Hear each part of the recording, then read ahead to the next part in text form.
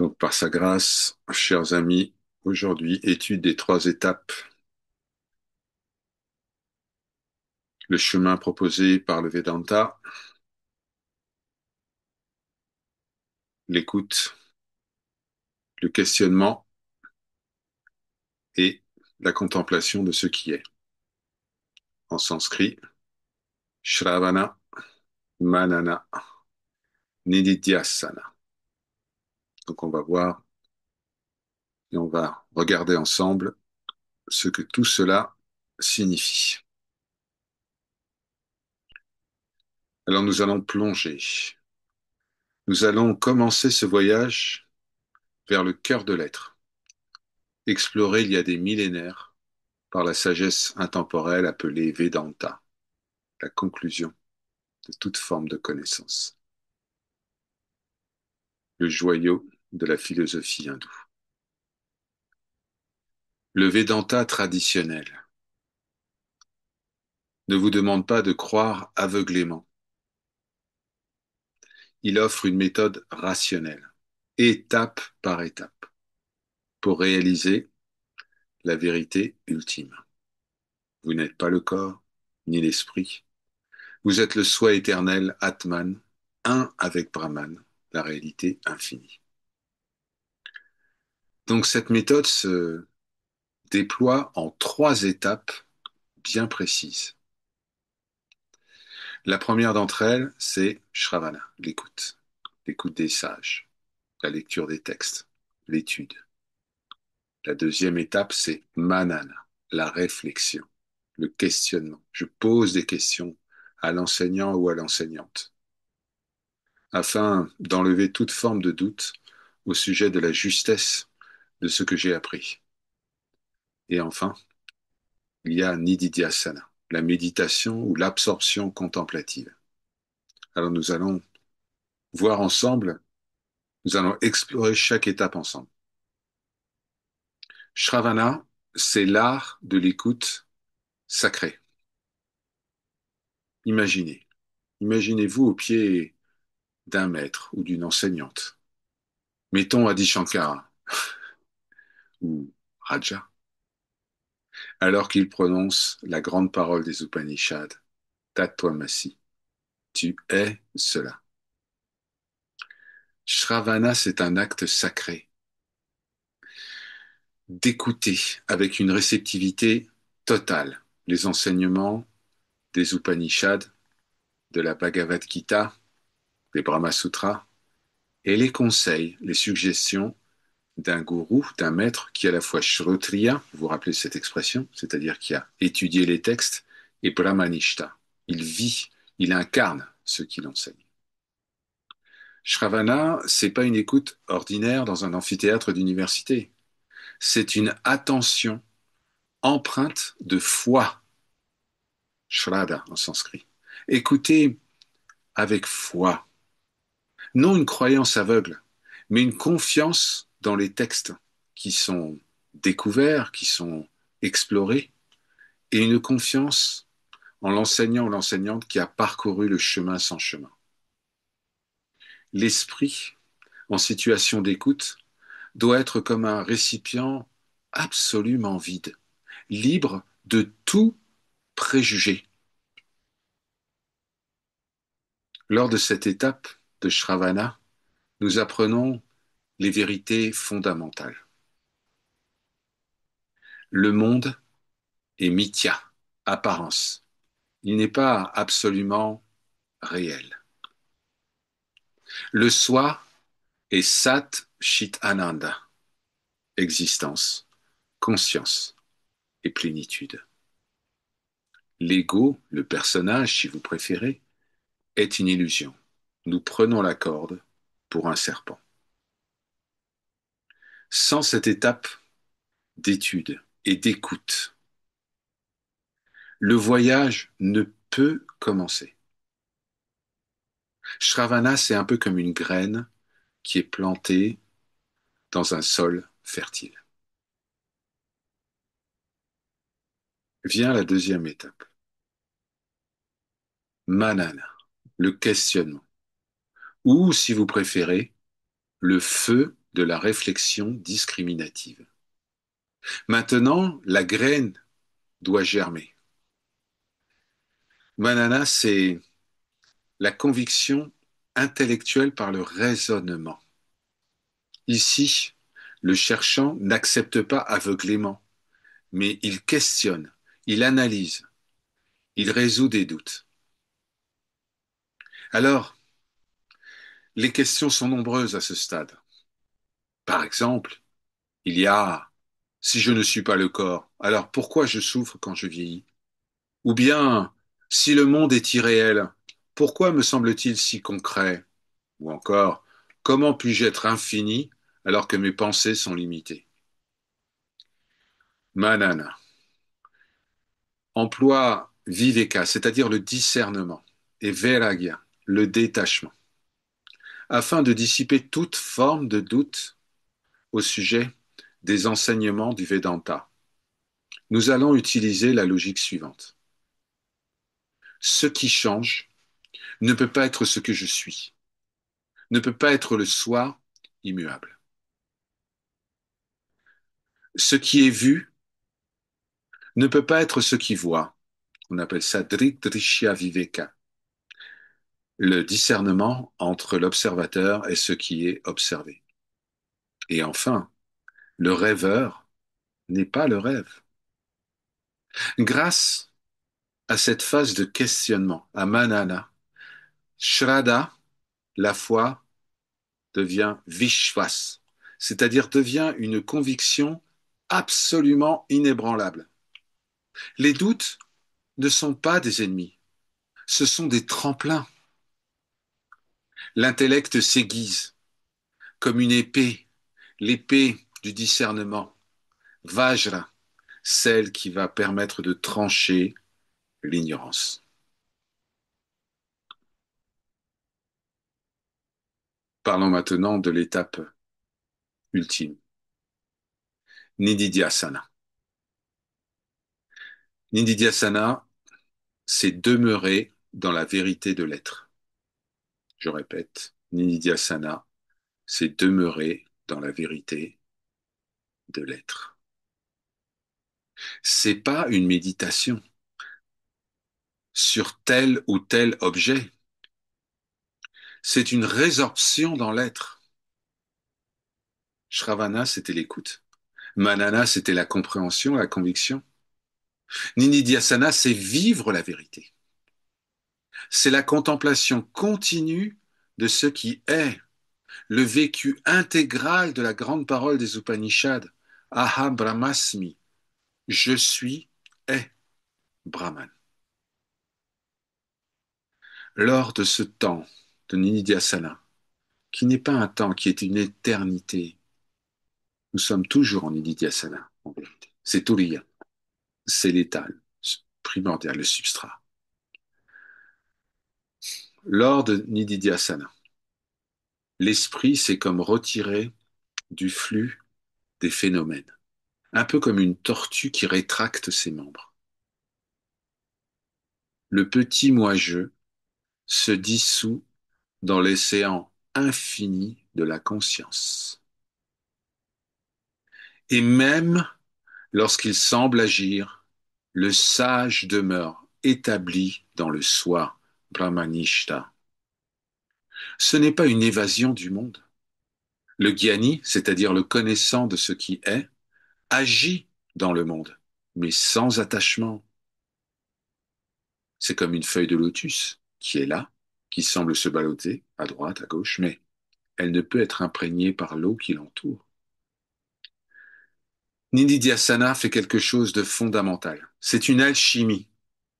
Ça transforme la connaissance théorique, intellectuelle, en expérience permanente. C'est ce qu'on appelle l'état de sahaja samadhi, l'absorption naturelle et sans effort dans ce que nous sommes. Un point intéressant, c'est que l'Advaita Vedanta n'est pas la seule tradition à parler de cela. La Kabbale hébraïque en parle aussi. Il y a un principe important dans la Kabbale qui s'appelle l'arbre de vie ou l'arbre des séphirotes.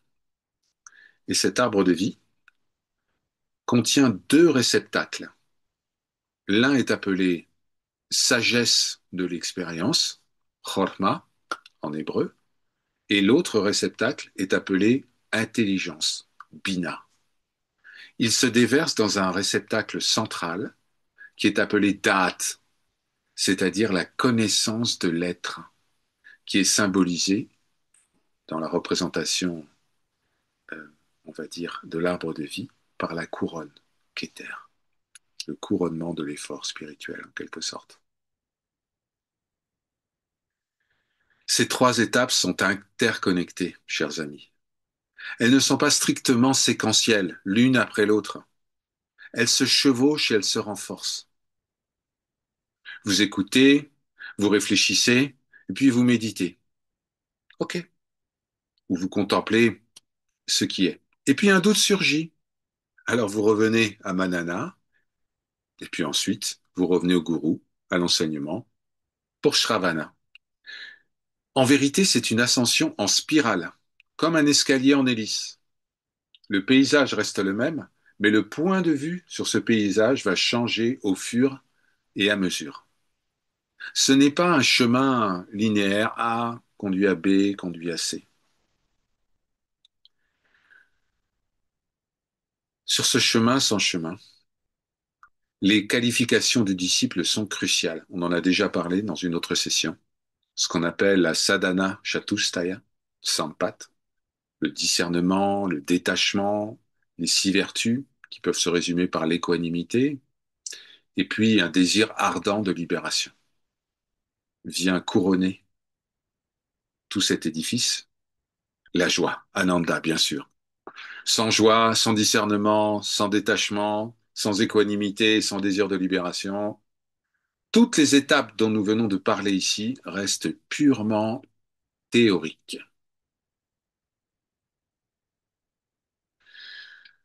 Je vais vous donner un exemple moderne. Considérez par exemple une scientifique. Alors l'étape Shravana, ça va être, par exemple, elle va assister à une conférence sur la physique quantique, un sujet qui est cher au cœur de ce serviteur. Ça, c'est Shravana. Ensuite vient l'étape Manana. Donc, elle va étudier des articles, elle va effectuer des expériences mentales, expériences de pensée, et puis elle va débattre avec des collègues, avec son mentor peut-être, Manana. Nididhyasana, elle va se rendre dans son laboratoire et elle va voir concrètement la dualité onde-particule, non pas comme une théorie, mais comme une réalité démontrable. De même, dans le Vedanta, Nididhyasana est la réalisation directe que je ne suis pas l'onde des pensées, je suis l'océan.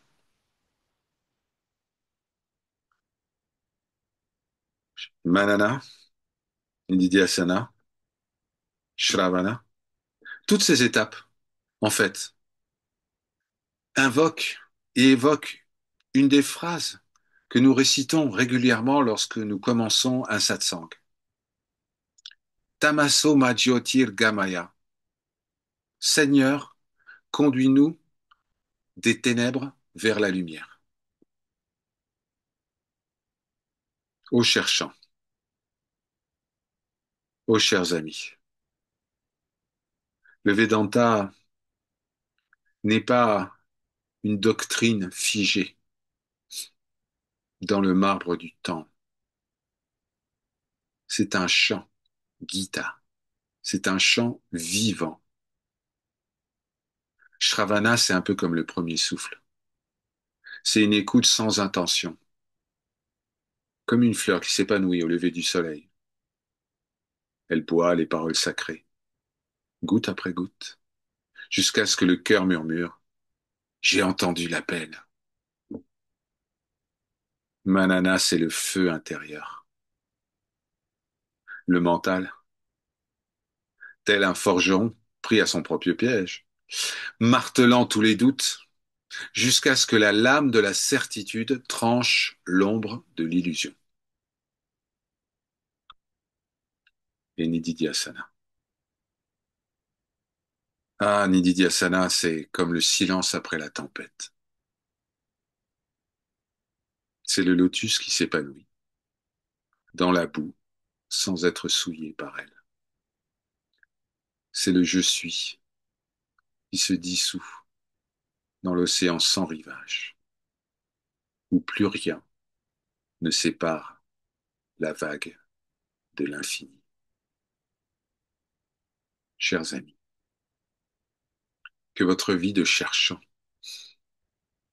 que votre vie de sadak devienne comme ces paroles. Écoutez comme on écoute une rivière au clair de lune. Réfléchir comme on regarde une étoile jusqu'à la voir en soi. Contempler jusqu'à ce que le moi, je, s'efface et que seul reste le silence sans limite de l'être. Dans le miroir du monde, tu verras que tu n'as jamais été une petite goutte, tu as toujours été l'océan qui rêve d'être une vague. Et dans ce rêve, le Seigneur se sourit à lui-même, au-delà de toute notion de liberté et d'attachement. Ali Om Tat Sat,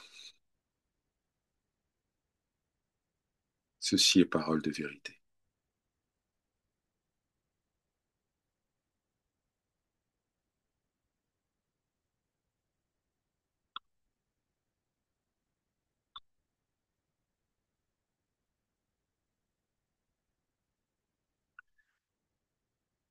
Voilà ce qui pouvait être dit au sujet des trois étapes du Vedanta. Un cadre rationnel, logique, qui est très rapidement transcendé par la lumière de l'être.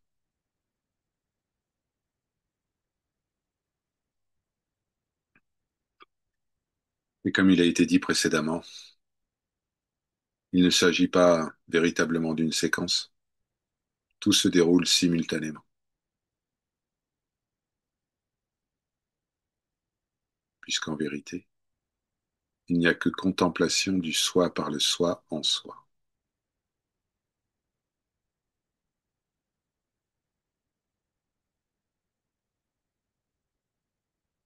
Vous savez que ce serviteur apprécie particulièrement les sermons de Maître Eckhart. Je ne parle pas d'Eckhart-Tolle, Maître Eckhart, théologien du Moyen Âge allemand. Être un dans l'un, avec l'un, éternellement. Voilà.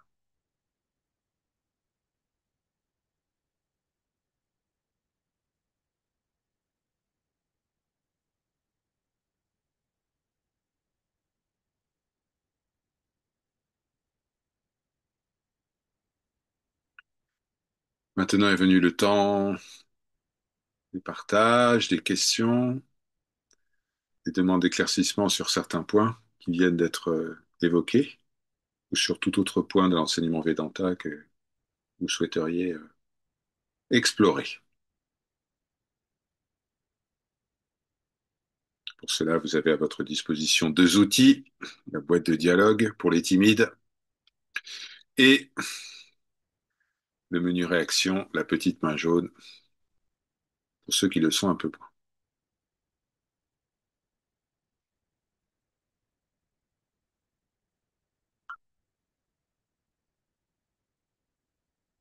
Ici, il y a l'inspiration de partager avec vous la gratitude ressentie lorsque nous nous rassemblons tous les matins à 8h30. Malgré des emplois du temps chargés, des contraintes diverses, nous sommes là, présents, fidèles au poste, Nous avons eu ce matin encore une fois l'immense privilège d'entendre la Bhagavad Gita lue par mon frère Shankar,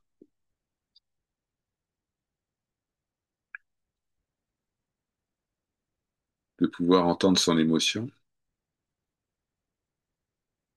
lorsqu'il a lu le verset 16 du chapitre 2 que nous avons abordé aujourd'hui. Il n'y a pas d'absence de l'être, ni de présence du non-être. Tout l'enseignement Advaita Vedanta est résumé dans ce verset.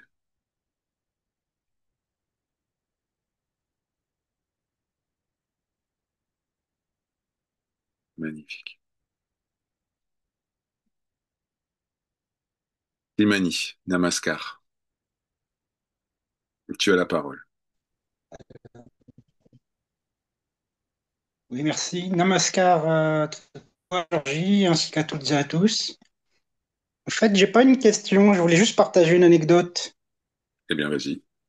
Euh, Tu sais, c'était la fois où tu avais partagé un post au sujet de la sortie du livre sur Sri Raja. Mhm. Et ben, ce jour-là, j'étais en train de travailler avec du scotch et, euh, et à l'intérieur du rouleau de scotch, je me suis aperçu qu'il y avait écrit Raja. Ça m'a fait sourire. Et puis du coup, donc je prends le rouleau de scotch et je le regarde de plus près. Et à l'intérieur, il y a marqué rajagroup.com. Voilà, j'ai trouvé ça cocasse et je voulais le partager avec vous. J'ai trouvé Il que est c'était un partout. joli clin.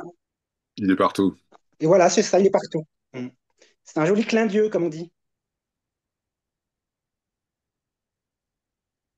Ce soir, juste avant de vous rejoindre, ce serviteur était en satsang avec des disciples ici, des élèves, à Séoul, en Corée. Les effectifs augmentent et un des élèves a demandé est-ce que vous pourriez nous montrer une photo de votre maître? Alors j'ai pris mon téléphone et j'ai montré. Et la personne a regardé, elle est tombée en catalepsie. Vraiment, d'un coup, net. Elle a dit, mais c'est Dieu, c'est Dieu. Je dis, ben voilà, bienvenue au club, vous avez compris. Lorsque vous reconnaissez le Seigneur dans une de ces manifestations, bientôt vous le reconnaîtrez partout. Et c'est l'intérêt d'avoir un maître, un enseignant, une enseignante, c'est parce qu'il vous montre le chemin. La vérité, c'est que Dieu est en tout et tout est en Dieu. Dès que ça c'est compris, dès que c'est vécu, alors Shravana, Manana, Nididhyasana, c'est bon. Et j'ai vu dans le regard de cette personne qui était vraiment médusée en voyant le visage de Raja. C'est une photo que j'ai récemment partagée, où il est de face comme ça, avec un ciel bleu. Euh, C'était intéressant parce que j'ai vu ce serviteur, la réaction de ce serviteur il y a quelques années, vraiment la foudre qui tombait sur cette personne. Et puis après, elle est restée silencieuse. Le satsang a duré 3 heures et la personne est restée totalement silencieuse. Elle avait juste dans la main, je lui ai donné mon téléphone, elle regardait Raja, c'est tout. Ça a été son satsang. Et je peux vous dire que ça va rester. Parce que l'empreinte qui a été faite, la foudre, la lumière, cette colonne de feu de la connaissance qui a surgi d'un coup dans le regard de cette personne, c'était absolument magnifique. Raja est un petit facétieux, comme Krishna, il adore surprendre. Il va cueillir la personne, il va cueillir le cherchant, ou même pas le cherchant, au moment le plus surprenant, au moment le plus inattendu. sous la forme la plus subtile.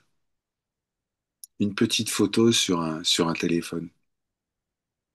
Et là, tout d'un coup, qu'est-ce qui se passe? Le mental se met en rideau. Le serviteur connaît ça. Voilà. Et je suis certain que beaucoup d'entre vous, lorsque vous voyez Shankar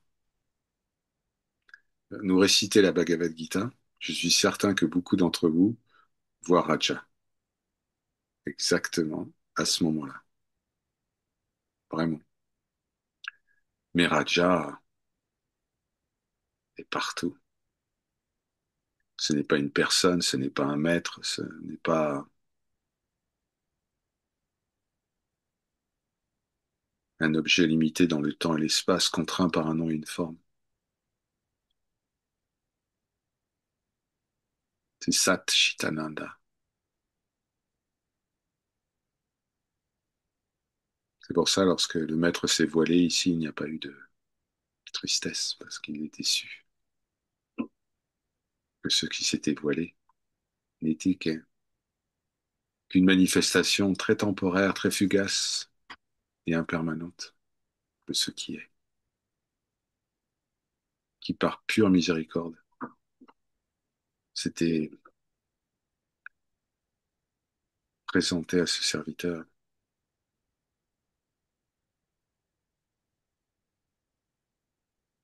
par sa grâce.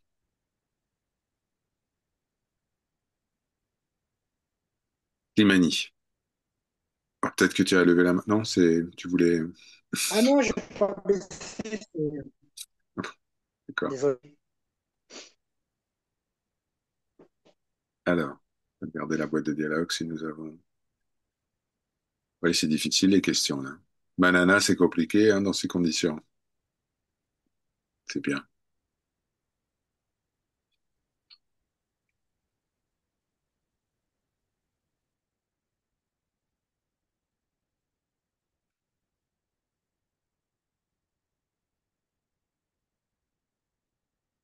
Durant le satsang qui vient de se dérouler ici, il y a eu beaucoup de questions au début. Ça a duré un petit quart d'heure. Puis après, le silence. Juste le silence.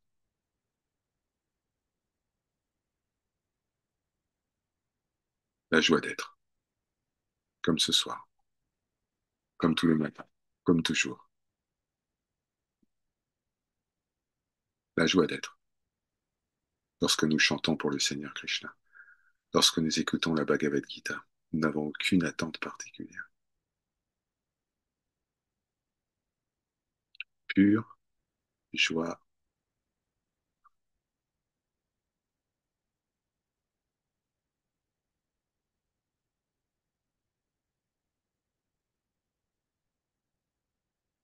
le dépôt de toute intention,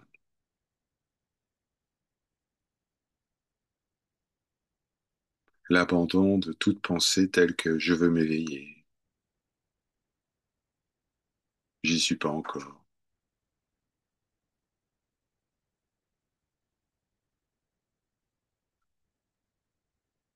Tout ça est jeté dans le grand feu, des- le grand feu védique. Swaha, ensemble,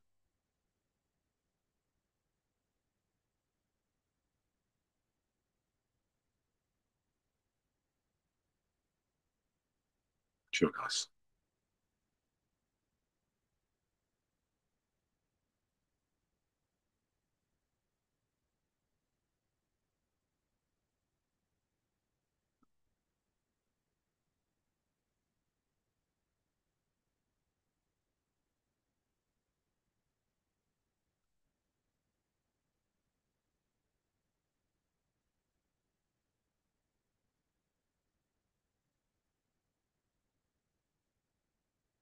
Lors du satsang qui vient de se dérouler ici,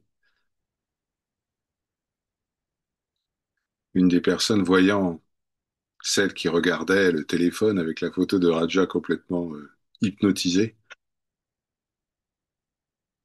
des larmes sont montées spontanément et elle a dit quelque chose comme Y a-t-il plus grande joie que de rencontrer le maître? Chose comme ça. Non. Vu la réponse spontanée de ce serviteur. Non.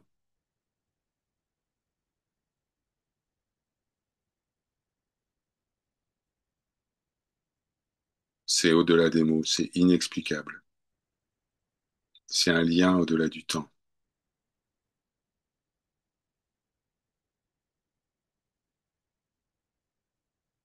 Et quoi qu'il arrive, cette relation est éternelle puisque c'est le un qui se reconnaît en deux, maître et élève.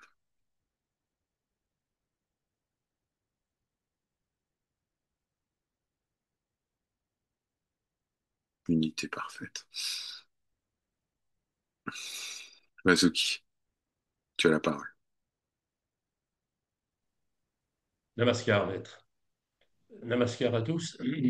Vous nous énonciez les trois étapes pour l'accès à la réalisation du soi. La tâche Mhm. semble bien ardue. Et à la lecture de Viveka Chudamani de Shankara, cette lecture semble contenir une forme de mode d'emploi, mais par la grâce du Seigneur, allez chez nous notre souffrance pour comprendre. Viveka Chudamani, c'est déjà un résumé des commentaires d'Adi Shankara, parce qu'Adi Shankara n'avait qu'une idée en quelque sorte, c'était de rendre le Vedanta abordable. Mais mis à part, voilà, en disant ça doit être, c'est un cadeau qui est fait à tous. Euh, ça vient de sa rencontre avec un Chandala, avec un intouchable, où il a compris que le Vedanta, ça ne devait pas rester dans un cercle restreint de philosophes et d'intellectuels ou d'érudits. C'est quelque chose qui devait, voilà, être offert au monde. La seule chose que je peux dire, Vazuki, c'est qu'au-delà de tous les mots qui sont utilisés dans ces sessions d'études, gardez une seule chose en tête, la joie d'être. La joie d'être.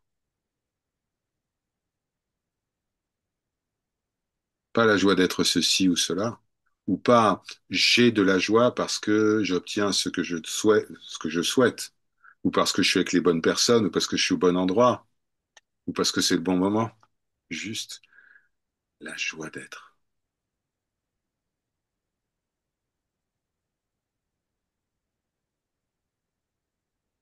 Cette joie d'être abolit toute idée de séparation,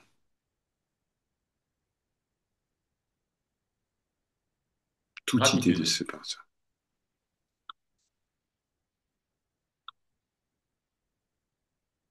Ni passé, ni présent, ni futur. Ni loin, ni proche. Joie d'être. Lorsque les choses paraissent plus difficiles, rappelez-vous de ce verset dans le chapitre 2. Nous l'avons lu hier, chapitre 2 de la Bhagavad Gita. Le Seigneur esquissa un sourire. Oui, je me souviens, oui. Arjuna vient lui déballer tout son pathos. Je veux pas tuer je veux pas tuer mes gourous, je veux pas tuer mes cousins, je veux pas tuer mes oncles, mes instructeurs, je les aime trop. C'est horrible, je suis une mauvaise personne. Pourquoi je fais la guerre? Et le Seigneur esquisse un sourire et rappelle à Arjuna sur les 17 chapitres suivants qui il est. Et Arjuna demande à voir le Seigneur. Mais même avant ça, Arjuna reçoit l'instruction suprême lorsque le Seigneur lui dit, entre tous les Pandavas, je suis Arjuna. Je suis toi, Arjuna. J'ai jamais été autre chose que ça. Et tu n'as jamais été séparé de moi. Tu n'as pas besoin de me retrouver. Tu n'as pas besoin d'être dans mon royaume. Toi et moi, un. Parmi tous les Pandavas, je suis toi, Arjuna. Quelle magnifique déclaration. Et vous pensez que notre Arjuna comprend? Ben non, puisqu'il continue à poser des questions après. Puis il a vite ses réponses.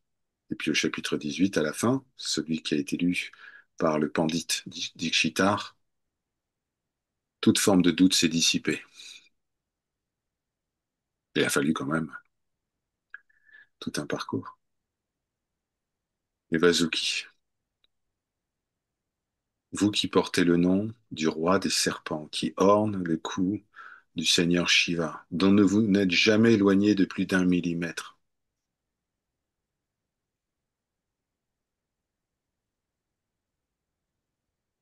Vous qui vous êtes incarné sous la forme du sage Vyagrapada, il y a des millénaires de cela, pour rappeler de tous vos vœux le seigneur Shiva pour venir danser à Chidambaram pour vous, en compagnie d'un autre sage, le sage Patanjali, qui est lui-même l'incarnation du serpent Adishesha, le serpent infini de Vishnu. Vous avez vu la danse du Seigneur. Vous la vivez à chaque battement du cœur. Qui anime? Qui bat cette mesure en vous, Vasuki? Le Seigneur. Toi. Aham, aham, aham.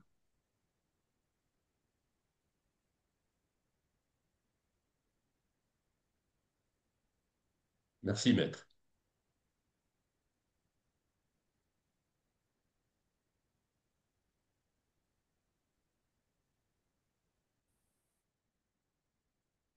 Alors, vous voyez, chers amis, lorsque dans cette conversation avec Vasuki, c'est pas une conversation purement Advaita Vedanta, parce qu'il y a une grande composante dévotionnelle.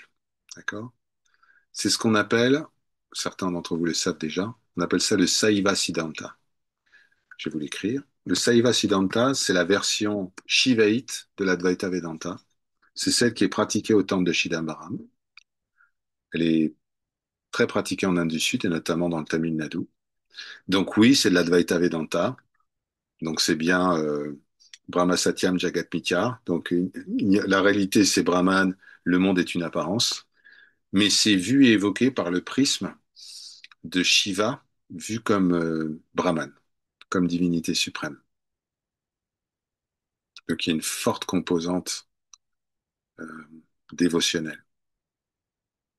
Ça s'est développé comme ça au Tamil Nadu.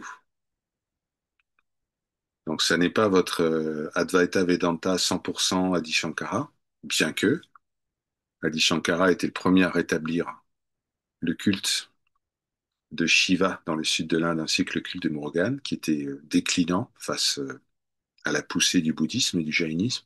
Mais euh, c'est tellement beau,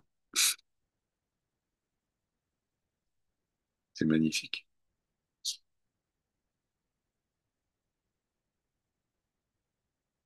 Et vous savez ce qu'il dit, le Seigneur Krishna, dans la Bhagavad Gita, Vasuki?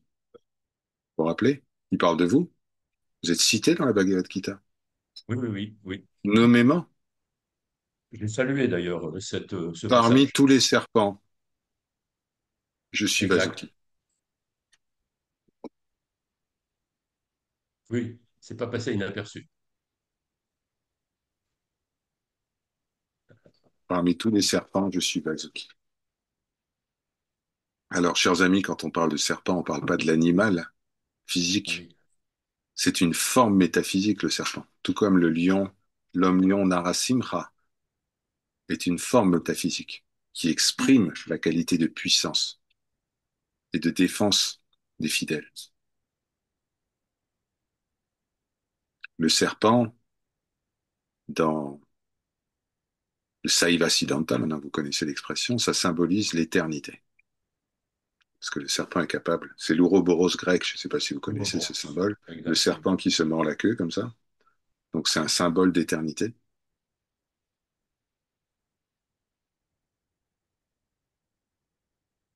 Et pourquoi Vasuki est autour du cou de Shiva? Parce Alors, il pourrait être comme Nandi, il pourrait être juste devant, comme le taureau Nandi qui se trouve devant la statue, devant chaque image de Shiva. Vous avez un petit Nandi,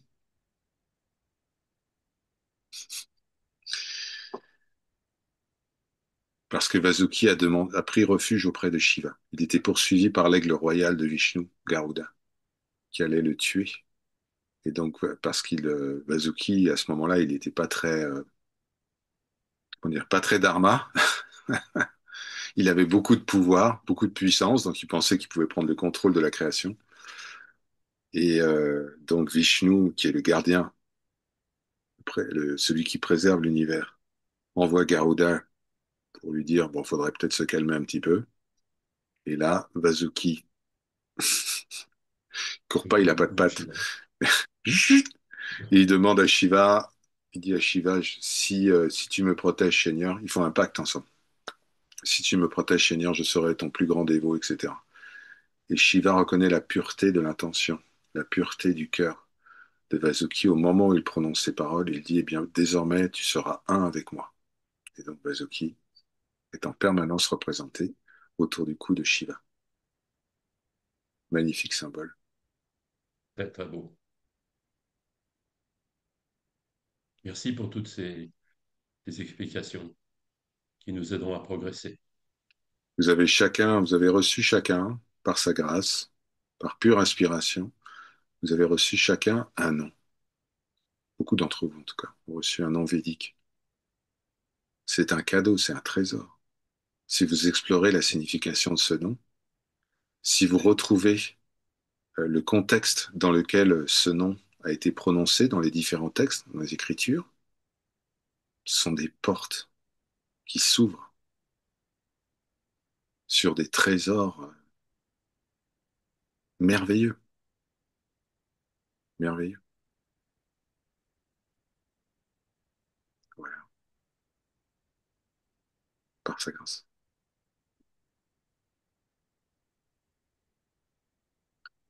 Chers amis, nous nous retrouvons déjà demain matin, comme tous les matins. Nous nous retrouvons ce dimanche pour notre Abhishekam, notre bain sacré pour Shiva, à 9 heures. Un nouveau satsang à 17 heures, celui-là aura lieu. Et puis, jeudi prochain, pour une nouvelle session Advaita Vedanta, nous aborderons d'autres aspects de cette magnifique tradition.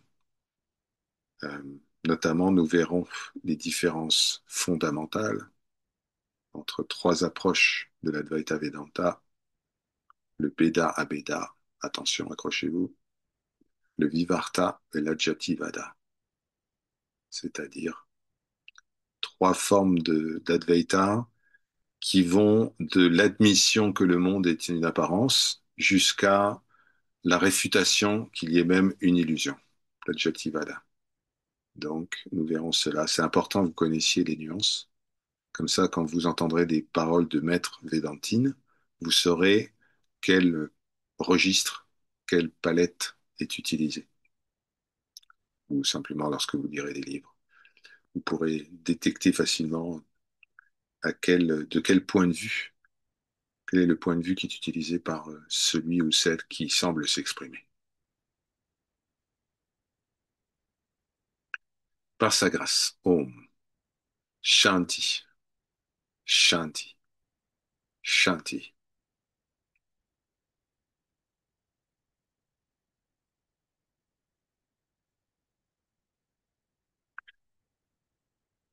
Que le Seigneur Shiva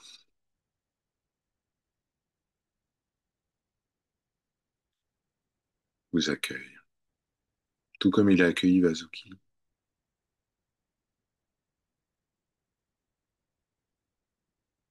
Bhavantute Mangalam, prospérité et paix à tous. Qu'il vous accorde la conviction, Vishwas, que tu es cela, Tatvamasi, Tatastu,